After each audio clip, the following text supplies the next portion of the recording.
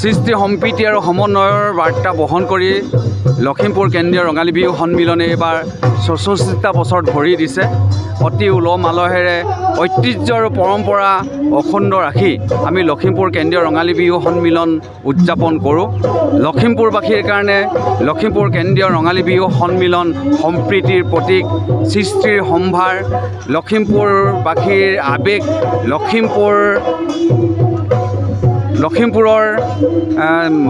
জনসাধাৰণৰ কাৰণে, বিহুপ্ৰেমী ৰাইজৰ কাৰণে লখিমপুৰ কেন্দ্ৰীয় ৰঙালী বিহু সন্মিলনখনিয়ে আটাইতকৈ সৰ্ববৃহৎ মঞ্চ।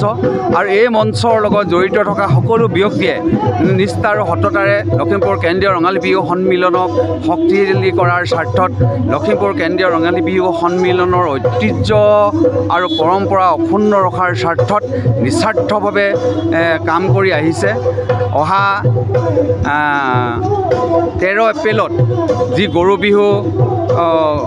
বিহুৰে লখিমপুৰ কেন্দ্ৰীয় ৰঙালী বিহু সন্মিলনৰ কাৰ্যসূচীৰ পাতনি মেলা হ'ব।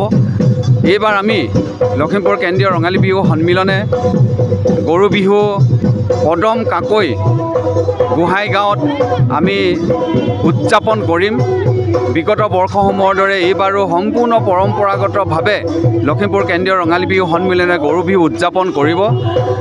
আৰু আজিৰ এই স্থানত আমি যি স্থানত উপস্থিত আছোঁ, এই লখিমপুৰ কেন্দ্ৰীয় ৰঙালী বিহু সন্মিলনৰ বিহু বাকৰি 1 এপ্ৰিলৰ পৰা লখিমপুৰ কেন্দ্ৰীয় ৰঙালী বিহু সন্মিলনে প্ৰশিক্ষণৰ কৰ্মশালা, বিহু নাচ আৰু বিহু নামৰ প্ৰশিক্ষণৰ কৰ্মশালা আয়োজন কৰিছিলে। 1 তাৰিখৰ পৰা আৰম্ভ হৈছে। প্ৰায় 3 শতাধিক নাচনীয়ে ইয়াত প্ৰশিক্ষণ লৈছে।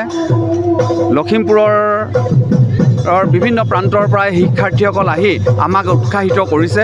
লগতে ইয়াত পাহাৰী বৰা, নীলম দোলাকাষৰীয়া, জেছিকা ভূঞা, প্ৰশান্ত গগৈ, জ্যোতি দাস, ৰূপৰেখা দেৱী ইত্যাদি অভিজ্ঞ নাচনী বিহুৱাৰ দ্বাৰা এই প্ৰশিক্ষণৰ কাৰ্যসূচী তেওঁলোকক প্ৰশিক্ষণ দিয়া হৈছে।